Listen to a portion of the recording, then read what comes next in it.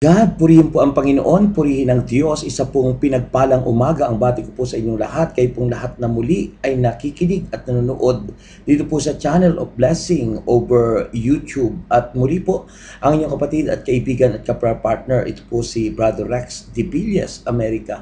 Muli pong nagsasabi sa inyong, if God is for us, who can be against us? At good morning, Holy Spirit, take over. Sa umaga pong ito, ang ating pong pag-uusapang muli ay ang tungkol po sa salita ng Diyos. At ngayon po, ang nais kong ibahagi sa inyo is about the power of prayer and faith. Ang kapangyarihan po ng panalangin at ang pananampalataya.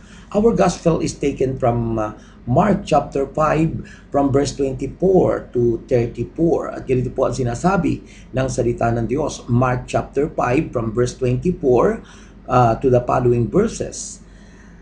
So Jesus, a large crowd followed and pressed around him. And a woman was there who had been subject to bleeding for 12 years. She had suffered great deal under the care of many doctors and had spent all she had, yet instead of getting better, she grew worse. When she heard about Jesus, she came up behind him in the crowd and touched his cloak, because she thought, if I just touch his clothes, I will be healed. Immediately her bleeding stopped, and she felt in her body that she was freed from her suffering. At once Jesus realized that power had gone out from him. He turned around in the crowd and asked, "Who touched my clothes?" "You see the people crowding against you," his disciples answered, "and yet you can ask, 'Who touched me?'" But Jesus kept looking around to see who had done it. Then the woman, knowing what had happened to her, came and fell at his feet, and trembling with fear, told them the whole truth. He said to her, "Daughter, your faith has healed you. Go in peace and be freed from your sufferings." My dear brothers and sisters, the gospel of the Lord Jesus Christ. Purihin po ang Panginoon, purihin po ang Diyos. At yan po ang napakaganda po nating pag-uusapan sa umagang ito, mga kapatid. Remember, sinasabi nga po dito sa verse 34, sabi po ng Bible, "Daughter, your faith has healed you." At sinasabi ko po sa inyo ngayong umagang ito, by your faith, you are healed. Sa pamagitan po ng inyong pagsampalataya sa Diyos, kung kayo may sakit, may karamdaman, claim it that you are now healed in Jesus' name. Mga kapatid kay Kristo, maniwala po kayo sa akin. Sa pamagitan po ng pagsampalataya sa Diyos, ang tao po ay lumalaya, ang tao po ay gumagaling. Tanong ko po sa inyo, kayo po ba ay marunong mag-pray? Marunong po ba kayong manalangin? Kayo po ba ay mayroong pananampalataya sa Diyos? Have you experienced that you approach to our Lord Jesus Christ, mga kapatid? Bakit po ito sinabi, mga kapatid kay Kristo? Sa mga bahagi ng Biblia ay sinasabi ng Panginoon, kung mayroon lang kayong kasinlaki ng butil ng mustasang pananalig, ay magagawa mong mapalipat ang mga bundok sa kabilang ibayo ng dagat. At kung mayroon din kayong kasinlaki ng butil ng mustasang pananalig, ay masasabi nyo sa puno na mabunot at lumipat sa kabilang dako, at ito'y mangyayari. Ano po mga salita yan, mga kapatid? It is by faith, mga kapatid. At mayroon din naman portion ng Bible na sinasabi ng Panginoon na kay liit ng inyong pananalig. Sinabi po yan sa mga taong lumalapit sa Kanya, kay liit ng inyong pananalig. Sinabi rin po yan sa Kanyang mga alagad, kay liit ng inyong pananalig. At sinabi rin ng Panginoon sa ibang mga kaharap niya, wala ba kayong pananalig? Sinabi rin niya po sa Kanyang mga alagad. Ang tanong ko po sa inyong lahat, mga kapatid ko kay Kristo, ito bang mga salitang ito ay contradict sa sinasabi ng Panginoon na kung kayo may maliit na pananalig na kasilaki ng butil ng mustasa, ay mapapalipat nyo ang mga bundok? Contradict po ba itong mga salitang ito sa sinasabi ng Panginoon, kay liit ng inyong pananalig? Mga kapatid, dito po at ating pag-uusapan ang kahalagahan nito. Tandaan po natin, effective prayer depends on faith. Ang epektibong panalangin ay depende po sa klase ng ating pananampalataya, especially on a willingness to trust in God's faithfulness to His promises to His people. Mga kapatid, ang nais kong bigyang pansin dito na sa question ito ay anong klaseng pananampalataya mayroon po ba tayo, mga kapatid? Tandaan po natin, ang napakahalaga na pananampalataya to have an effective prayer ay yung tinatawag pong God's kind of faith. Mga kapatid, mayroong mga klase ng pananampalataya, mayroong po tinatawag human kinds of faith.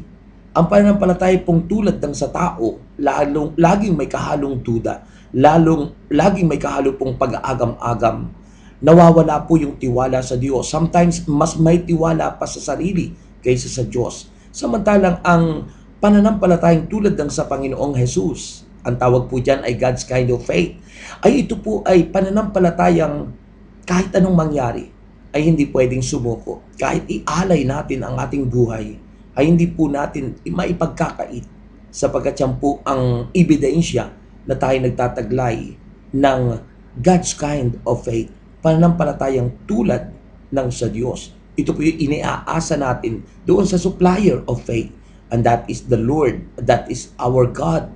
Yan po mula po sa Diyos. Kaya nga, mapapansin po natin sa ating Panginoon Kristo, every time na siya po ay magkakaroon po ng mga healing session, magkakaroon po na siya ng crusade, ano po?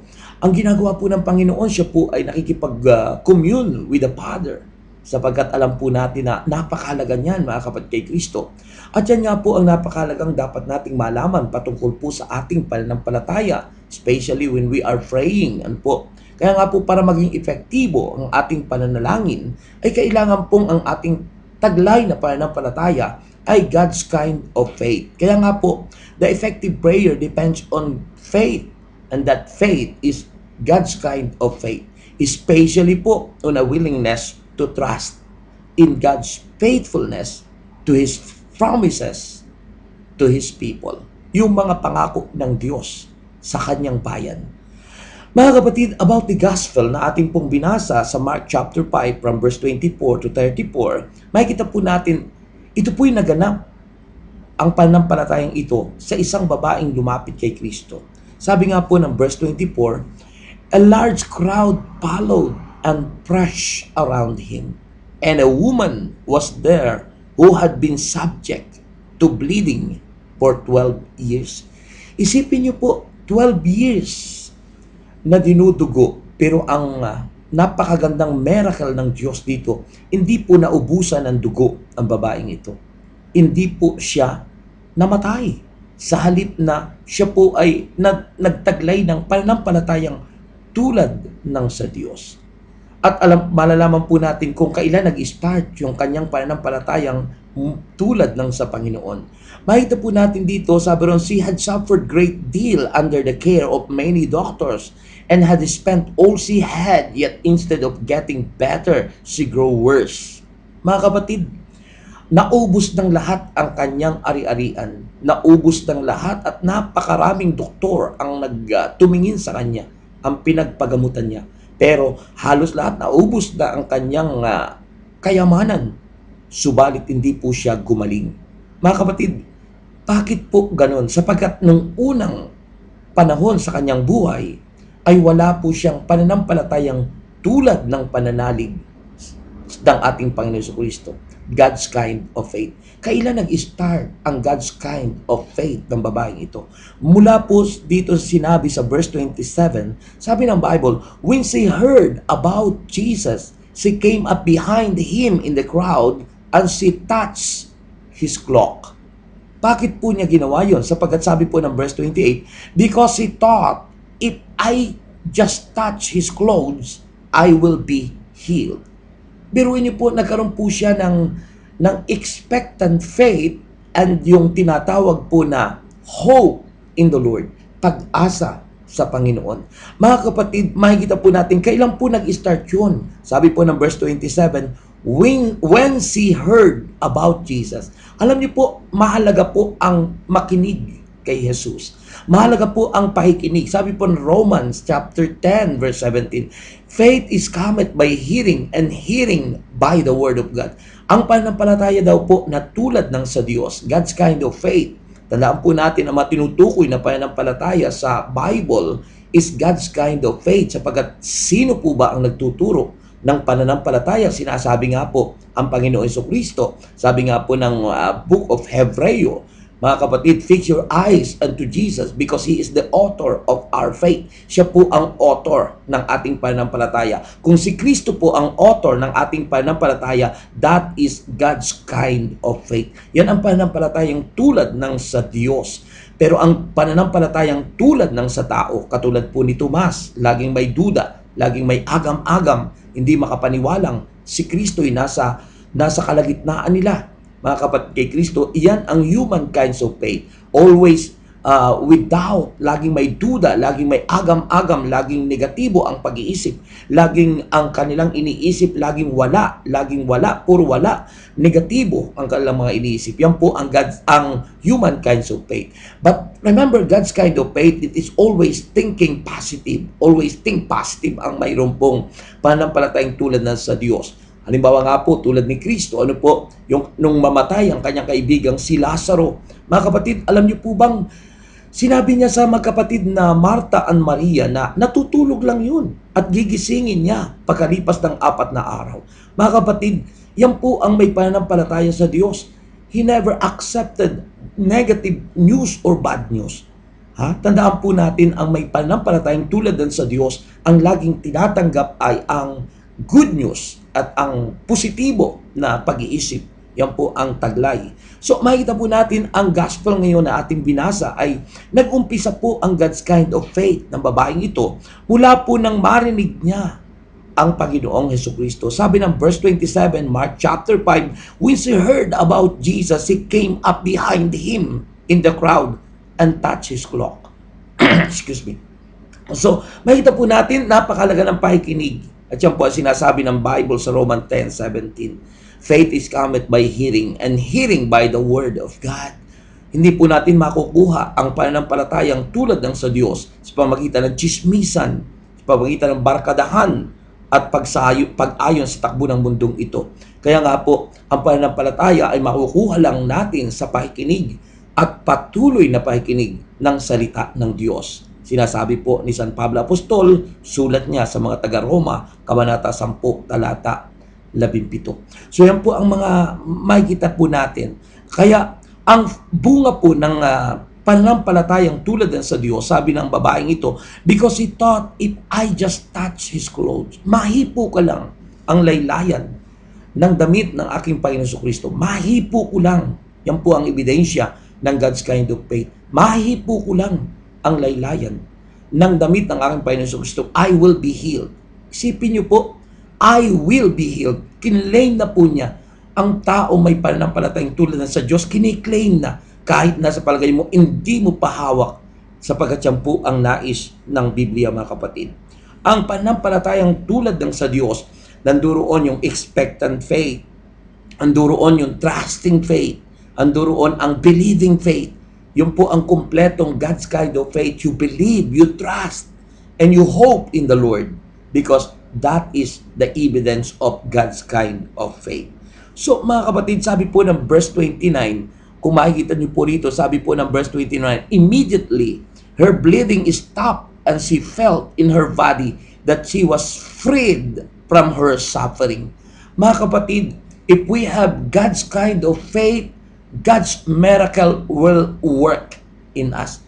Kikilos po ang Diyos, ang kanyang mahimalang pagkilos ay kikilos sa ating mga buhay. Sapagkat yan po ang nais. Remember, God's kind of faith is the key to miracle. God's kind of faith is the key so that we receive all God's promises, the benefits of our Lord Jesus Christ. Hallelujah. Purihin po ang Panginoon. At yan po ang napakagandang mensaheng dapat po natin malaman, ano po mga kapatid kay Kristo.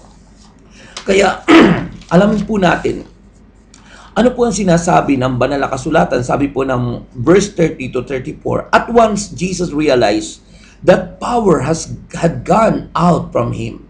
He turned around in the crowd and asked, 'Who touched my clothes?'" Isipin niyo po, kapag po ang isang tao ay may taglay na tulad ng sa Diyos, yun na mismong faith, God's kind of faith will communicate with the faith of the Lord Jesus Christ. Yun po ang tila nagko-communicate, nakikipag-usap.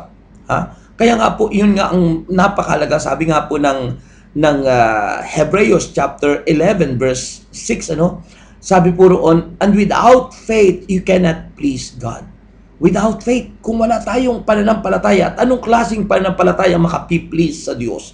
It is God's kind of faith.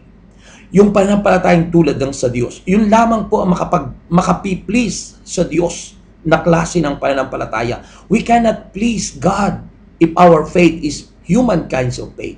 But if we have God's kind of faith, katulad ng pananampalataya ng babaeng ito, mga kapatid, na nag-umpisa sa pakikinig sa ating Panginoong Jesucristo, nakipagsiksikan, hindi po nang hinayang ng panahon. Hindi siya dumaing, hindi siya nahirapan sa kabila na siya po ay nagkakaroon ng bleeding for almost 12 years na po yun. Pero hindi po niya ininda. Sa halip ay nakipagsiksikan, pumunta sa ministeryo ng Diyos at doon po nakinig.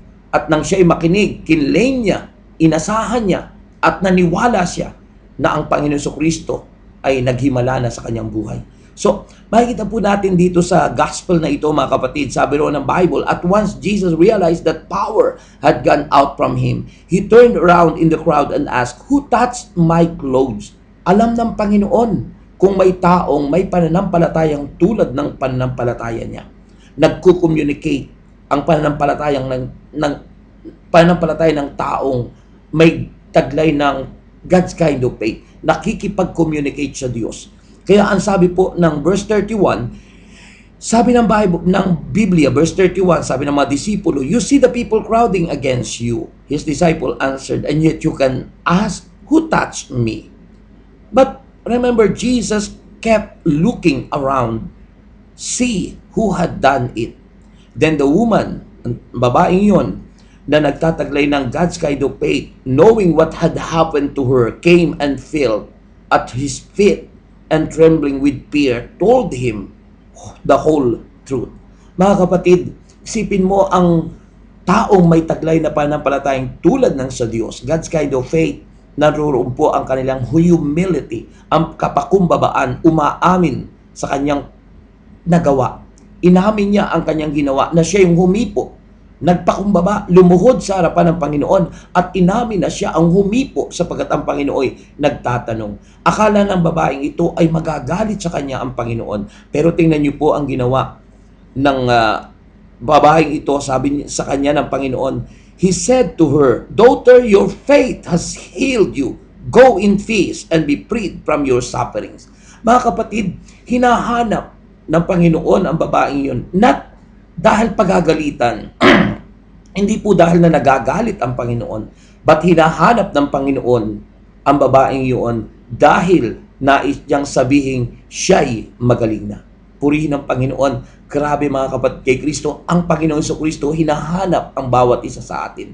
Hinahanap tayo sapagkat nais ng Diyos sabihin sa iyo, kapatid, ngayong umagang ito, nais ng Diyos, kaya hinahanap ka, nais ng Diyos na sabihin sa iyong, mahal kita, pinagaling ka na dahil sa iyong pananalig sa akin. Mga kapatid, yan ang hinahanap ng Diyos sa mga tao. God's kind of faith. Mayroon po ba tayong ganung pananalig?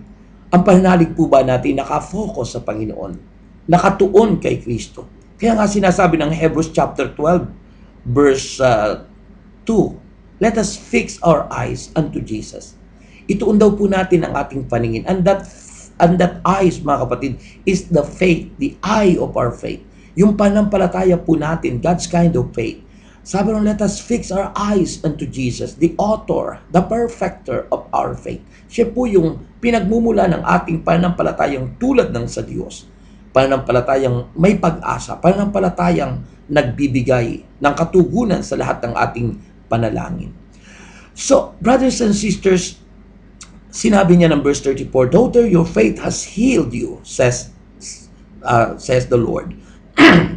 So, tandaan po natin, why Jesus said that in that woman. Bakit po sinabi yan ng Panginoon sa babaeng yun? Your faith has healed you.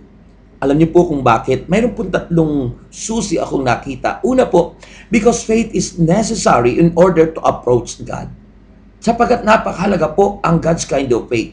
Because God's kind of faith is necessary in order to approach God. Sabi ng Hebrews 11:6. And without faith, it is impossible to please God. Without that God's kind of faith, it is impossible to please our God. Sapagkat ang makapag-please lamang sa Diyos ay ang mga taong nagtataglay ng pananampalatayang tulad ng sa Diyos. Kaya nga po, yun po ang kailangan po natin. Hebrews chapter 11 verse 1. Sabi ng Bible, "Now faith is being sure of what we hope for." Faith is being sure of what we hope for and certain of what we do not see. Ang pananampalataya po ay ang paniniwala, pananalig, pagtitiwala na kahit hindi mo pa nakikita, andyan na, inaangkin mo na, kiniklaim mo na, and that is the evidence of God's kind of faith. Sabi po ng verse 4 ng Hebrews chapter 11 verse 4. By faith, Abel offered God better. Sa pag-aalay sa Diyos, nagagawa nating mag-alay ng the best because if we have God's kind of faith. Pero kung wala po tayong tulad ng sa Diyos na pananalig, hindi po natin yan magagawa. We cannot offer to God better. Hindi po natin magagawa. Subalit magagawa po natin, sabi nga ng awitin natin lagi, magagawa natin ang lahat ng bagay. At yun po ay magagawa ng taong may pananalig ng tulad ng sa Diyos. At yan po ang kailangan po natin. Tandaan po natin si Cain, hindi niya nagawang mag-offer ng the best sa Diyos. Hindi niya nagawa yun. Bakit? Sapagkat ang pananampalataya niya ay hindi tulad ng kay Abel. Ang pananampalataya ni Abel ay God's kind of faith. At ang pananampalataya ni Cain ay tulad ng sa human kinds of faith. Kaya makikita po natin ang magkapatid na ito. Ano bang ang naganap? Kinalugdan ng Diyos si Abel, pero si Cain hindi, mga kapatid. Alam niyo kung bakit? Sapagkat, kaya nga po, ito naman po ay sinasabi ko lamang sa parang kung sa ano po ay ayon sa pangalan ni Cain. Kasi sabi nga, kinain muna ng Cain ito ang handog niya, yung para sa Diyos.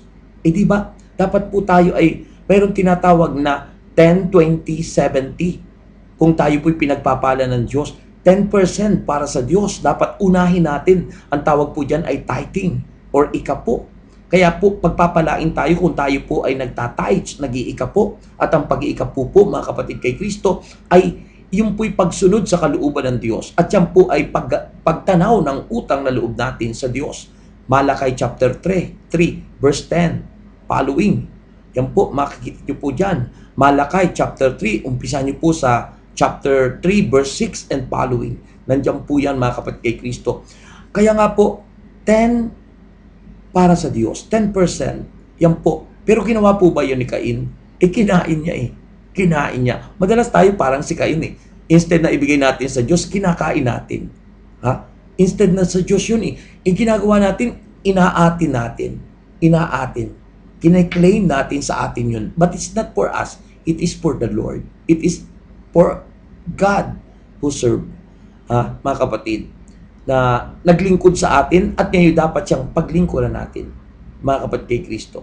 So, yan ay para sa Diyos. Kaya nga po dapat yun ay ibigay natin sa Diyos. Ay ano naman po yung 20? 10, 20. Yun. Kung tayo po pinagpapala ng Diyos, kailangan yung 20% of your income ay isave mo for your future. Kailangan pong mag-impok ng 20% of your income for your future. Yan po ang ebidensya para tayo po'y maging good steward ng Diyos sa kanyang mga blessing. Para tayo po ay maging mabuting katiwala ng Diyos. Sabi nga ng kasabihan, pag may isinuksok, may madudukot. Pag may itinabi tayo, pagdating ng panahon, mayroon tayong aanihin. Mga kapatid, yan po ang napakahalaga. At yung, siyempre, yung 70%, yun po yung inyong tungkol sa inyong mga pangangailangan. yung ating mga pang-expenses. At syempre, kasama pa po dyan yung para sa ating offering for the Lord. Ano po? Kasi yung 10%, hindi pa po tayo nakapagbibigay niyan sa Lord pag tayo nakapagbigay. So yan po, dapat ang i-apply natin sa ating buhay para po tayo umunlad, sumagana ang ating buhay, being a good steward of the Lord na nagtataglay ng God's kind of faith.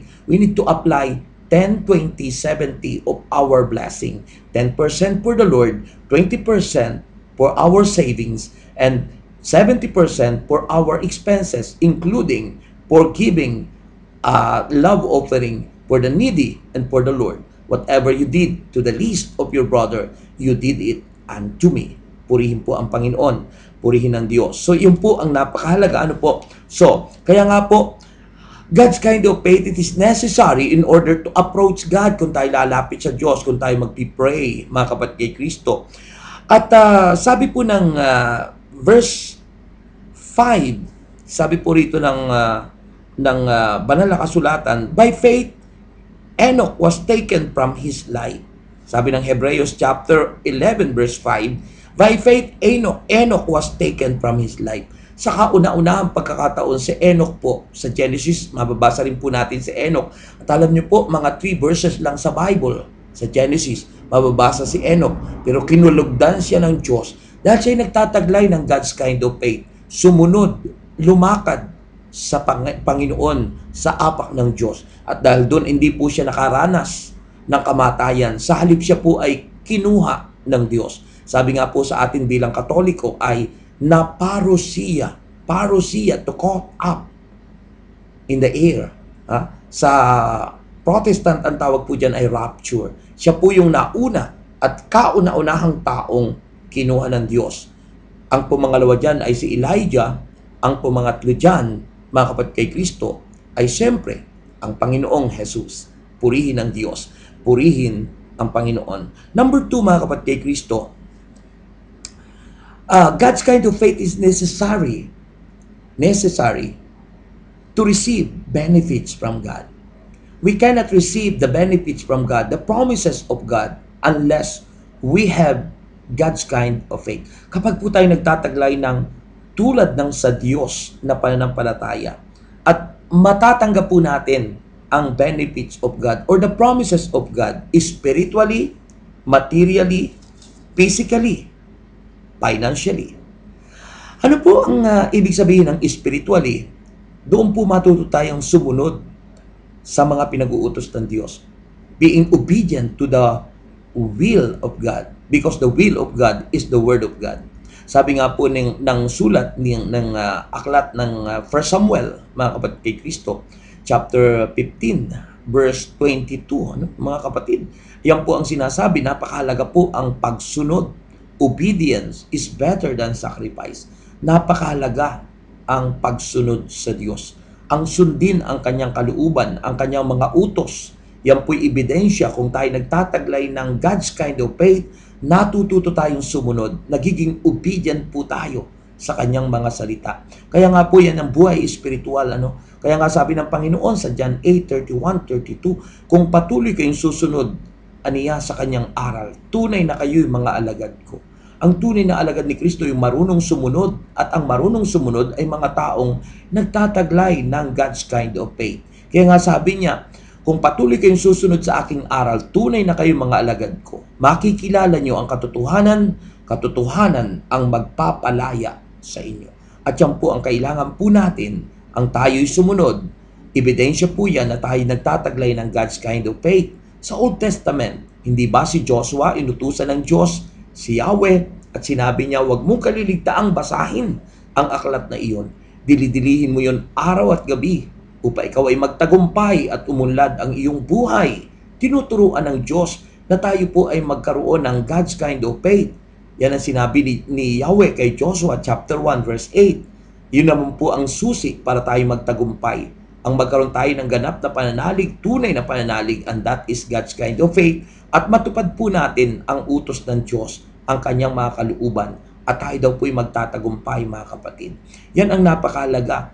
Material blessing, the promise of God, hindi natin matatanggap ang mga material blessing, financial blessing. Hindi natin matatanggap yan kung wala tayong God's kind of faith na pananalig sapagkat yan ang susi para tanggapin yan. Ang pangako ng Diyos that God will supply all our needs according to His riches and glory through Christ our Lord Jesus. Mangyayari lamang yan kung tayo may susing taglay. At ang susing taglay natin ay ang God's kind of faith, pananampalatayang tulad ng sa Panginoong Jesus. Yan ay sinasabi sa Philippians 4:19, God will supply all our needs according to His riches and glory, sabi ron, through Christ our Lord Jesus. Bakit through Christ? Sapagkat si Kristo ang nagpakita sa atin ng pananampalatayang tulad ng sa Diyos. Ini-apply niya sa kanyang buhay, sa kanyang pagiging tao dito sa lupa, ang pananampalatayang tulad ng sa kanyang amang si Yahweh El Shaddai. Kaya nga po, mahalagang gayahin po natin ang Panginoon. Huwag natin gayahin ang sino mang tao, gayahin natin si Jesus, sapagkat si Jesus ang siyang great model of all Christian. Yan po ang napakahalaga. At maging benepisyo for our physical, and that is physical healing, mga kapatid. Ang kagalingan ay napakahalaga. Mga kapatid, napakahalaga ang kagalingan na dapat natin tanggapin at matatanggap lang natin ang kagalingan sa ating physical kung tayo po'y may ganap na pananalig sa Panginoon, tulad nga po ng sinasabi natin God's kind of faith. Kaya nga po sinasabi ng Exodus chapter 15 verse 26, Exodus chapter 15 verse 26, I am the God who heals. Ako ang Diyos na nagpapagaling. Bago sinabi yan ng Panginoon, ang pangako ng Panginoon, kung patuloy kayong magkakaloob ng inyong sarili, 100% wholeheartedly to obey and to submit our lives unto God, mga kapatid. Sabi niya, hindi ko na ipadadala anumang uri ng sakit na pinadala ko sa Ehipto. Ako si Yahweh, ang inyong manggagamot. Mga kapatid, yun po ang tinutukoy dyan ay ang magkaroon tayo ng God's kind of faith, pananampalatayang tulad ng sa Diyos. Kaya nga po, pag mayroon tayong taglay nito, ang benefits for healing or physical benefits, ayan po'y healing or kagalingan, divine healing. Sabi po ng Mark chapter 6 from verse 4. Verse 4 po ang sinasabi ng Biblia. Ito ang sabi ng Bible. Jesus said to them, only in his hometown among his relatives and in his own house is a prophet without honor. He could not do any miracle there except lay his hands on a few sick people and heal them. And he was amazed at their lack of faith. Dahil sa kawalan ng pananampalataya sa Diyos, pananampalatayang tulad ng sa Diyos, hindi gumawa ng himala ang Panginoon sa bagyang iyon. Kaya nga po, nagagawa ng Diyos at kumikilos ang Diyos sa taong mayroong pananalig ng tulad ng sa Diyos. Yun ang kailangan natin para tanggapin natin ang himala o miracle ng Diyos. At yan po ang kailangan natin, mga kapatid, kay Kristo. Hindi natin matatanggap ang healing, ang deliverance, ang kagalingan kung tayo po ay walang pananalig sa Diyos na tulad ng sa Panginoong Hesukristo. God's kind of faith. Kaya nga po dito po sa James chapter 5. Sabi po rito, James chapter 5 mula po sa talatang 16. Sabi po rito, James chapter 5 from verse 16, therefore confess your sin to each other and pray for each other so that you may be healed. The prayer of a righteous man is powerful and effective. Sabi po, Elijah was a man just like us. Katulad din daw tayo ni Elijah. Pero si Elijah po nagpakita ng pananampalatayang tulad din sa Diyos. He prayed earnestly that it would not rain, and it did not rain on the land for 3.5 years. Bunga ng kanyang God's kind of faith. Again, he prayed, and the heaven gave rain, and the earth produces crops. Mga kapatid, kung tayo may taglay na pananalig sa Diyos, magagawa natin ang lahat ng bagay. Hindi lang ang mga benepisyong pampisikal, kundi maging ang nature, mapapatigil natin anuman ang ating hingin. Sabi nga, kung tayo may pananampalatayang tulad ng sa Diyos, whatever we ask for in prayer, ito'y magyayari sa atin. And finally, brothers and sisters, the third point, kung bakit kailangan po natin ang God's kind of faith at sinabi ng Panginoon sa babaeng iyon, daughter, your faith healed you. Pinagaling ka dahil sa iyong pananalig. Anong klaseng pananalig? God's kind of faith. God's kind of faith is necessary for effective prayer. Yun po ang pinaka-third point. Ang pananampalatayang tulad ng sa Diyos ay kailangan natin dahil yun ay kailangan mo para maging epektibo ang iyong panalangin. The prayer that unlock the door of heaven is the prayer with God's kind of faith and addressed to the Father in the name of Jesus by the power of the Holy Spirit. Yan po ang napakahalaga na ebidensya ng tayo may ganap o tinatawag God's kind of faith. Kaya nga po, napakahalaga na ating pong tingnan ang mga ebidensyang ito. Sabi po ng Matthew chapter 21, mga kapatid kay Kristo. Sabi ng Matthew chapter 21, verse 21, Jesus replied, I tell you the truth, if you have faith and do not doubt, not only can you do what was done to the fig tree, but also you can say to this mountain, go throw yourself into the sea, and it will be done. If you believe, you will receive whatever you ask for in prayer. At yung pong verse na yan ay tumutukoy sa God's kind of faith.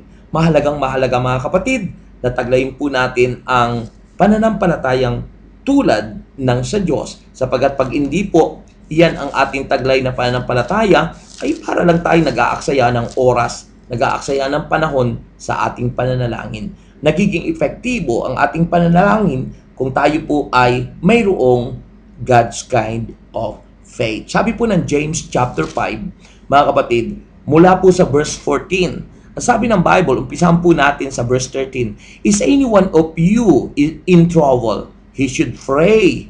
Is anyone happy? Let him sing song of praise. Is anyone of you sick? He should call the elders of the church to pray over him and anoint him with oil in the name of the Lord, and the prayer offered in faith. Yan.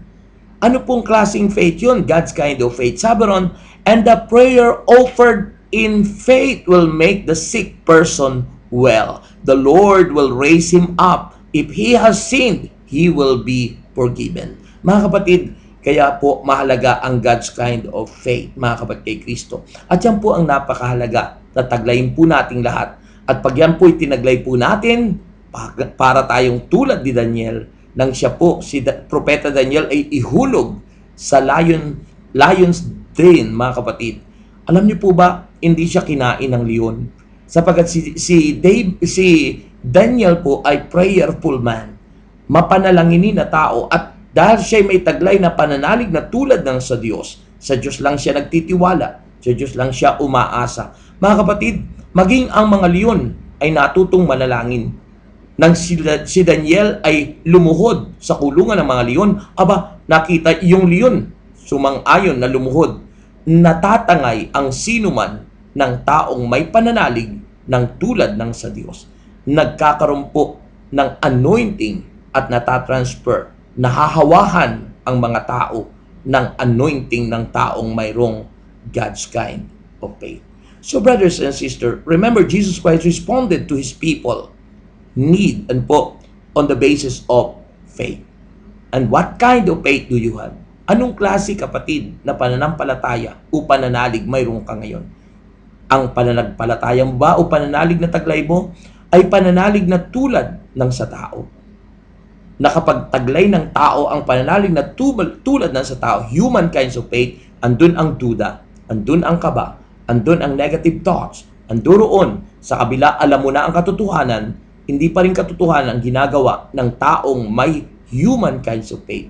Ang pinanghahawakan ang sarili, ang pinanghahawakan ang horoscope, ang hula, ang anting-anting, ang pinanghahawakan ang mga espiritista, pagtatawas instead na umasa sa Diyos. Mga kapatid, ang taong may pananalig sa Diyos ng God's kind of faith, pananampalatayang tulad ng sa Diyos, ang inaasahan lang ay Diyos at walang ibang inaasahan, tanging ang Diyos lang.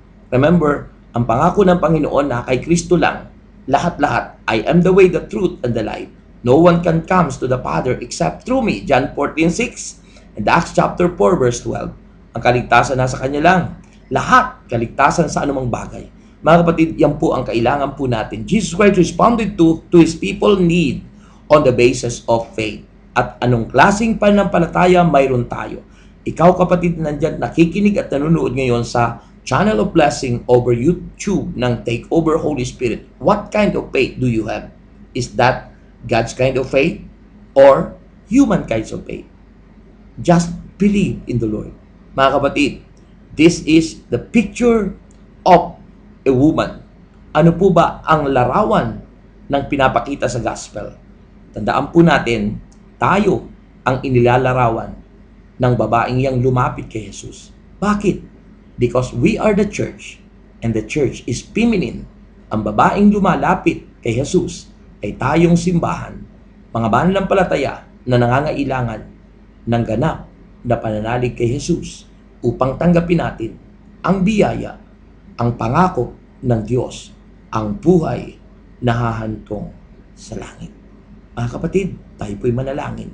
Sabihin po natin, Panginoong Jesus, ako po'y makasalanan. Ako po'y nagsisisi sa kakulangan ko ng aking pananalig. Tulungan mo ako, turuan mo ako, dagdagan mo po ako, at ituro mo sa akin ang tunay na pananalig na tulad ng sayo. Panginoong Jesus, inaasahan ko na ikaw ang siyang nagligtas sa akin. Tinatanggap kita sa aking buhay bilang aking Panginoon, aking tagapagligtas mula ngayon at magpakailanman. Amen. Purihin po ang Panginoon, purihin ang Diyos. Muli na naman po tayong natapos sa mensahe na nagpapagaling. Ano po, kung kayo po may karamdaman, kung po may mga pangailangan, tanging ang Diyos lang ang katugunan at ang susi ay pananampalatayang tulad ng sa Diyos. Hindi lang po basta pananampalataya, hindi po human kinds of faith, kundi ang kailangan natin, God's kind of faith. Mga kapatid, kung kayo po'y napagpala, na blessed ng broadcast na ito over Takeover Holy Spirit Channel, over YouTube, ito po si Brother Rex America ay nag-aanyaya sa inyo na magpatotoo. Nais nyo pong mag-share ng inyong pong mga experiences. Ano po, mga kapatid kay Kristo, ang aking email address ay resamerica@yahoo.com.ph. Pagpalain po kayo ng Diyos. Samahan po tayo ng Panginoon. Ako po'y nandito ngayon sa Dubai, United Arab Emirates, at naglilingkod sa pinakamataas na Diyos, ang ating Yahweh El Shaddai, sa pamagitan po ng kanyang bugtong na anak na si Yesu Cristo. Amen. God bless you. May God bless us all. Sabi nga po ng Bible, if God is for us, who can be against us? Just commit to the Lord whatever you do, and your plans will succeed. Brother Rex America. Bye-bye.